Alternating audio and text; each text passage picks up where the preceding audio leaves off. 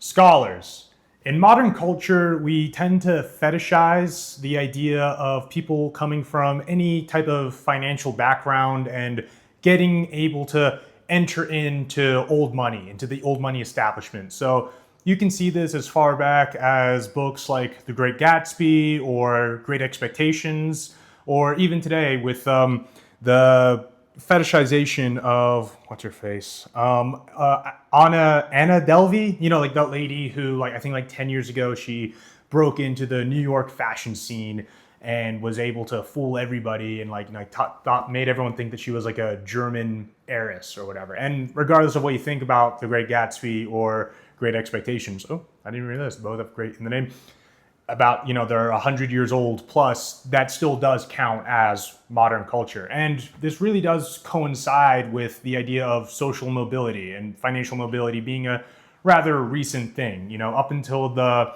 Industrial Revolution, or just a little before that, your financial status in the world, your class, was defined as where you were born, and you were going to die that way. You were going to be that, your children were going to be that, your great grandchildren were going to be that, and people were pretty okay with it. It was like, okay, I don't have to work hard. I can, I'm not going to own a business, or I might own a pub or whatever, but that's my financial future. I'm not going to become I'm not going to become a millionaire or a billionaire, from that. I'm lucky if I own an industry. And the only social mobility you could really get was from arranged marriage. It's like, okay, let's set up a trade. I'm a farmer.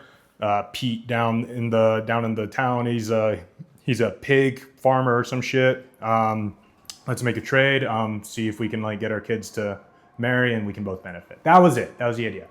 But as time's gone on, and as we've seen from these fetishizations of these stories, people really want to belong with old money. It's the oldest institution in the world. It's the most powerful, and because of it and because of its exclusivity, people seem to shun new money. And nobody wants to be in old money and to have that kind of status as much as new money. But today I want to talk about how they're kind of going about it the wrong way. So the thing is that they thought, or the basic understanding is, when you look at these stories, Kingsman or Pretty Woman or whatever, Princess Diaries, the idea is, if I just learn table manners, and if I learn how to pair wines, and I learn what art is, and I learn art history, then I'll be accepted because I've understood the culture.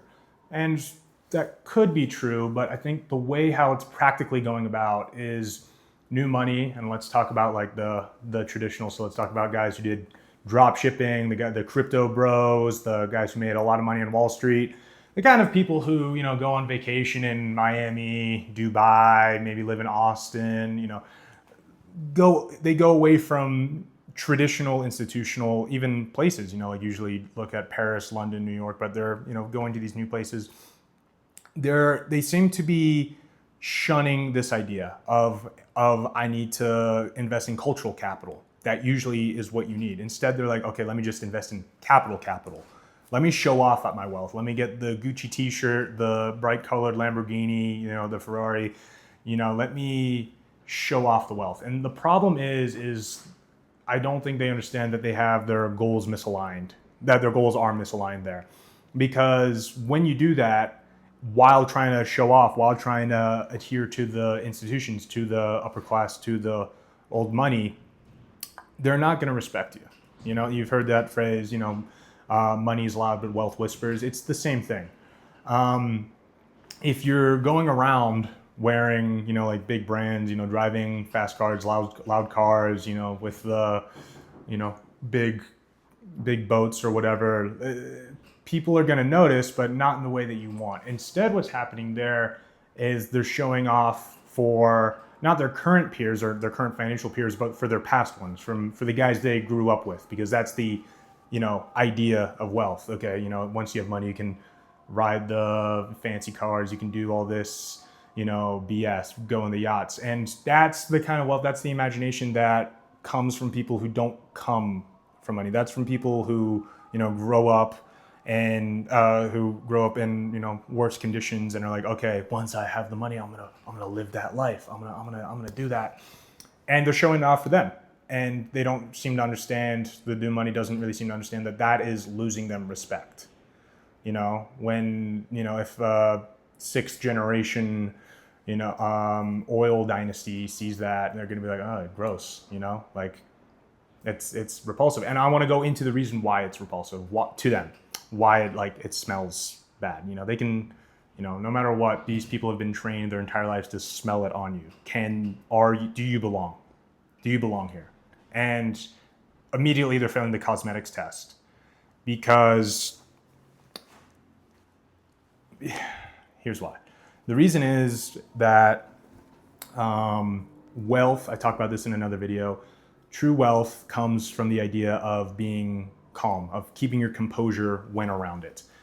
If you're off, trying to show off the Lamborghini, posting it on the Instagram stories, wearing the Gucci print bathing suits in Dubai, while popping champagne or whatever, you can do that. But if you're showing it off, you're showing to the people who are seeing that in a very public way, you're showing that this is not normal for me.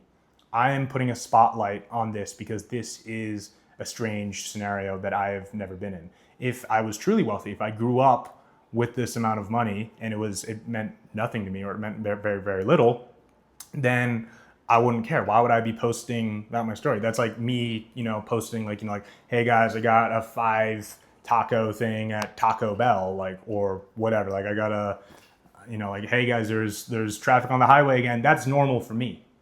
But why should I draw attention to something that I don't find particular?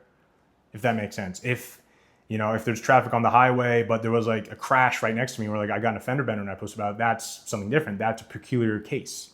However, with these people who come into a lot of money very, very quickly, no matter how, they want to shine a spotlight on A, how they got their newfound wealth, and B, they want to show it off.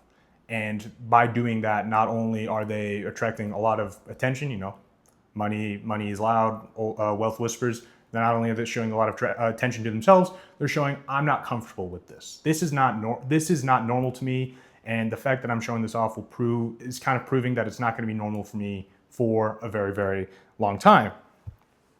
So wealth really comes with the idea of, if you want to be old money, you can't be trying hard. You can't be trying hard to show off hey, I got this new wardrobe, I got this new car, I got this new house, I'm going on this holiday. It comes from, oh yeah, it's no big deal, whatever. If you want to be accepted. Once you pass the cosmetics test, it comes to, do you have the conscientiousness of, I can keep calm even when these relatively crazy things are happening to me as a guy who didn't grow up with this. If I am, with the old money and I've passed the cosmetics test and they're like, hey man, do you want to, get on a private jet and fly to Bora Bora? I got to be like, yeah, sure. Yeah, Bora Bora, never been, but it's cool. New money be like, yo mate. All right, I'm sorry, in my mind they're English because they're always got the veneers and they're flying to Dubai. They're like, oh mate, we're going on the flight. Wait, I'm gonna Instagram story my private jet, and then when I'm getting there, I'm gonna be showing everybody. No, you gotta play it as cool as possible, no matter what's going on in your head. That comes with every social situation, really, just confidence. But especially when you find yourself in social situations where you're out of your depth, play it cool, or else they're gonna understand oh, why is he drawing attention to himself doing this? That is abnormal. Now, for example, if you're in Bora Bora, in this made up scenario, if you're flying to the south of France, whatever, you're on the private jet and something funny happens on the private jet. If it's we ordered too much KFC, let's give some to the pilots. Some people eat KFC on the planes or whatever. Let's let the pilots have some, and hey, can I wear your hat? Let me eat KFC while flying the plane a little. That's different, because that's an abnormal situation even for these people. So then that way it helps you go under the radar. You don't need any external validation of, I'm on the private jet. You might want the external validation of, this crazy thing that's abnormal even for people who fly on private jets happened to me on the private jet, if that makes sense. So yeah, it just comes down to, can you keep composure? Do you have to have the best of everything? Do you know the difference between gaudy, and taste. That's the next level. Once you can pass the composure test, then it's like, okay, if you get asked about like what wine do you like, like where do you summer, because no one says where do you go on vacation, it's where do you summer, which is just a fancy way of saying we have a house that we have to go to every summer. Or or art, or like how you dress. That is the level that most people misconceive with the whole thing. If I just know that, then no. You have to be able to know these first two things, and then you have to be able to understand these things that most people don't have the access to, or at least didn't before. Of course, we have the internet. You can learn about it, and but the problem is there's just such little information about what's gauche and what's in vogue that it's hard to decipher. And you have to be very, very good with your sources. But theoretically, if you understand all these things, then maybe that will get you one step closer into joining this inner circle, this inner society that most people dream of, or at least our society fetishes of joining. I don't really understand the reasoning behind it. After all, once you get in, I talked about this in the other video, but once you get into this society, then there's a whole list of rules that you have to be able to keep up with in order to stay in. If there's so many faux pas that if you fuck up one thing, if you go to the wrong school, if your kid doesn't get the right grades, if you go to the wrong place for vacation, then you're kind of fucked and you're kicked out of this place that's, at this point should be your entire life. And, and you're basically always under a spotlight. But people don't know that until they're in it, or very few people know it until they're in it. I'm not saying I grew up with it, but I've been around it. And part of the comfortability that comes with being able to go under the radar that I've seen quite a few people growing up and, in my life do, is they're so comfortable with their level of finance. They're so comfortable with, the car they drive, the clothes they wear, the house they live in, that they start to kind of like play mind games. They're kind of like, okay, how can I catch someone out? So, they'll show up to an event, like maybe only in their city car, like a smart car or a Pagani, or no, not a Pagani, sorry, or a smart car or a Peugeot or something like that, just to, like change the appearance. Or sometimes I've seen people do this, like instead of like everything they're wearing is high fashion, couture, it's, Bottega Veneta or Loro Piana or Zenga, and then like the shirt is from Zara. Not that there's anything wrong with Zara, but they're kind of playing an inner joke to see like, can anybody notice? Because they're that comfortable with their level of wealth. New money can't do that. They're not going to be able, or if they are going to do that, it's because they have to, not because they choose to. Maybe they'll wear a fake Gucci t-shirt, but I don't know. I feel like that's pretty obvious. If you draw attention to what you are wearing or to your lifestyle, you are inviting people to want to call you out, which obviously is not great unless you are comfortable with yourself. And that's the point of this video. Just to let you know that if you are trying too hard to impress, people can smell it on you, and it's kind of gross. And you will not be able to impress the people that you actually want to impress. So that's all for today. I'll see you guys in the next video.